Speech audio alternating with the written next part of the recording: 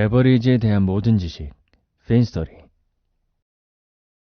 핀스토리 숑군입니다. 반갑습니다. 오늘 또 중요한 소식이에요. 맨날 중요하대. 안 중요하지가 않아. 자, 내용 한번 보실게요. 올해 가장 큰 화두가 뭐였냐면 올 초부터 특례 보금자리론 했어요. DSR 보지 않고 집 살 수 있는 특례 보금자리론이 1월 달부터 지금까지 굉장히 많이 팔렸는데 1월 말까지 공급하기로 했거든요. 그런데 9월 27일부터 조기 종료야. 원래 특례 보금자리가 두 가지가 있는데 일반형이 있고 우대형이 있는데 일반형을 그만 판다는 거예요. 9월 26일까지 신청한 것에 한해서 대출을 해준다는 거지. 너무 중요한 뉴스예요. 오늘 몇 15일이잖아요. 우리 13일. 2주 남았네요. 2주. 내용 한번 살펴보겠습니다.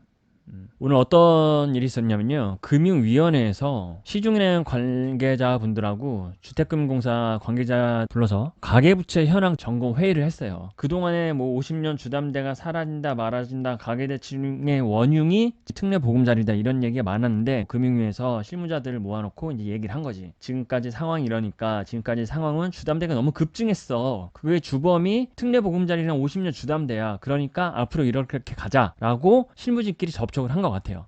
그래서 결과가 뭐냐면 향후 특례 보금자리론 운영 방안, 특례 보금자리론을 저소득 실수요자 위주로 재편한다. 그래서 공급 목표가 소득 제한이 없던 첫 번째 일반형 주담대는 일반형 특보는 취급 중단 아예 안 한다는 거예요. 그리고 일시적 2주택자 그러니까 특례 보금자리라가 무주택자나 혹은 1주택자도 신청이 가능했단 말이에요.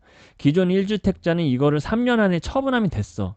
그래서 이것까지 가능했는데 이런 사람을 일시적 2주택자라고 하는데 이 사람들은 이제 안 되는 거예요. 아예 그걸 일반형 주담대라고 하는데 이제 판매 안 하겠다. 일반형 취급 중단인데 일반형의 대상이 뭐였냐면 부부합산 소득 1억 원을 초과하거나 주택가격 6억 원 넘어가는 거 비싼 거 사는 사람들은 일반형이었거든요. 이런 사람들은 특례보금자리 이제 못 받아.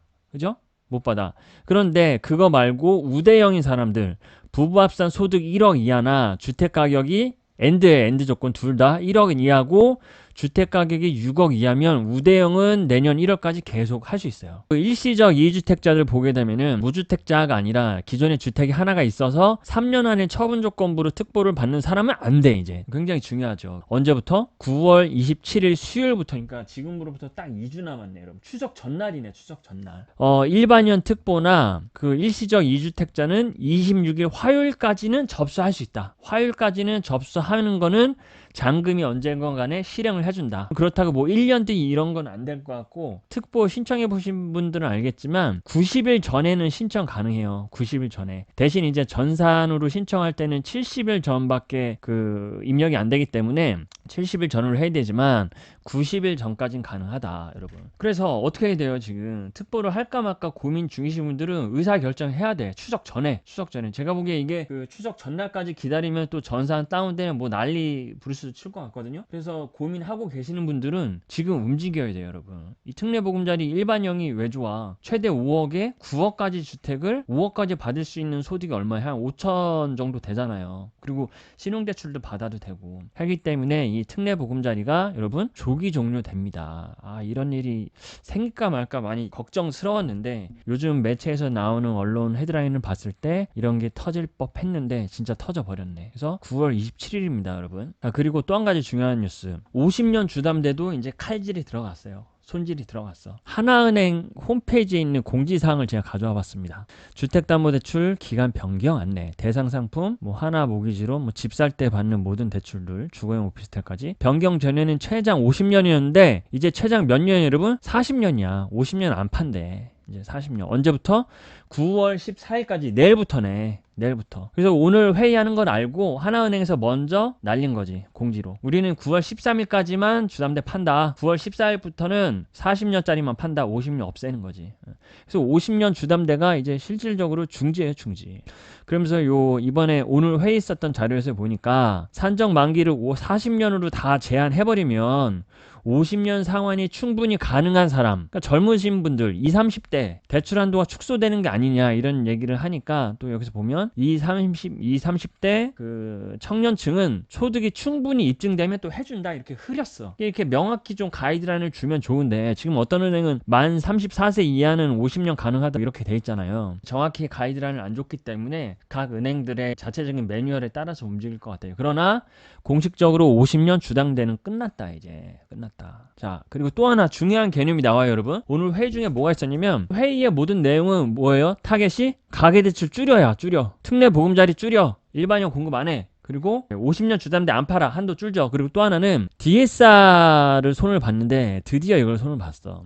스트레스 DSR이라고 있어요. 스트레스. 대출 받을 때 스트레스 받는 상황이 뭐예요? 금리가 올라가는 상황이잖아. 올라가는 상황. 금리를 안 올라가게 하려면 고점금리를 하거나 5년짜리 혼합금리 해야 되잖아요. 그런데 6개월 단위 변동금리를 선택하면 변동폭을 내가 다 감당해야 되잖아. 그러므로 가만히 있어도 금리가 올라가면 DSR이 늘어난다고. 그래서 스트레스 DSR이라고 해서 6개월짜리 3개월짜리 변동금리 하는 사람은 가상금리를 붙여서 DSR을 계산해. 그러니까 여기 예시가 잘 나왔네. 변동금리 스트레스 DSR 효과 하면 5천만 원 소득인 사람이 4.5%로 대출을 하게 되면 원래는 4억이었는데 이거를 플러스 1% 가산하니까 금리가 5.5% 계산해서 3억 4천 한도가 주는 거예요. 이렇게 되면 어떻게 돼요, 여러분? 변동금리 사람들이 안 한다고.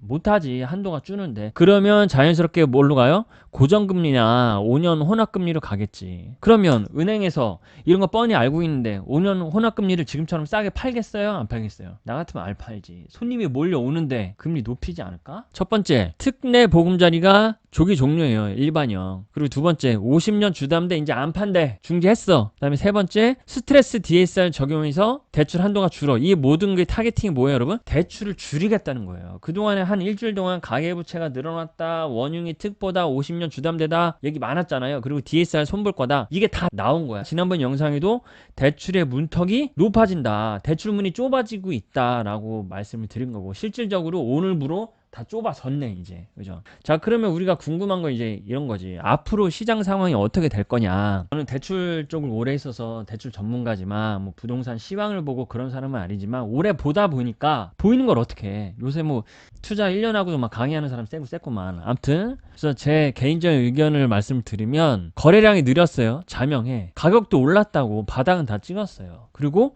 대출도 특히 주택을 구입할 때 받는 주담대가 어려워지고 있어요. 이거는 세 가지는 자명한 팩트잖아요. 그리고 요즘 얘기하는 게 공급 감소. 서울을 비롯해서 수도권에 입주 물량이 없다. 이렇게 되면 어떻게 돼요, 여러분?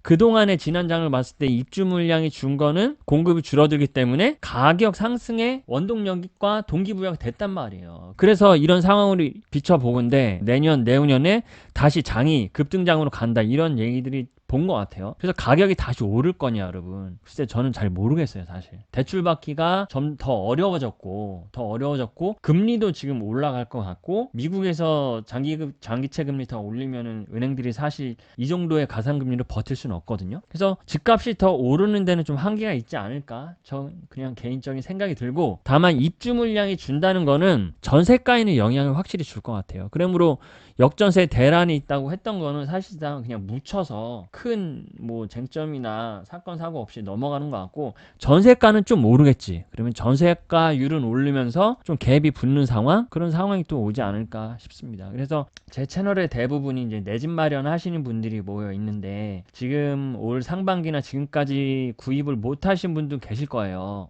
하다가 놓치신 분들. 그렇다고 가격이 갑자기 이제 급등을 해서 가버리는 상황은 아닐 것 같다. 이건 제 개인적인 의견이에요. 뭐 요즘 유튜버들 시장 전망하고 그래야 조회수 나오니까 그런 얘기 하는데 저는 그렇게까지 할 식견도 없고 다만 대출을 오랫동안 보다 보니까 가격 오르는 건 제한이 있을 것 같아요. 제한이. 공급이 준다고 서울이랑 수도권 입주 물량 없다고 지금 청약 분위기 좋다고 주장창 기축까지 갈 거냐? 그런 건 아닌 것 같다. 그러므로 약간 긴 호흡으로 봐야 될 것 같은데 일단 중요한 거는 제가 보기에 제일 중요한 게 특보가 이제 끝났다는 거. 이게 참 소득이 부족한 분들이 DSR 피해서 집 사기 좋았는데 좀 아쉽긴 합니다. 그러므로 움직이실 분들은 좀 빨리 움직이시면 좋겠습니다. 저희 핀스토리 댓글 주시면 답변 드리고 있고요. 또 구독과 좋아요, 제 블로그에는 또 텍스트로 좋은 정보들 공유하고 있으니까요. 함께 해주시면 좋겠습니다. 감사합니다.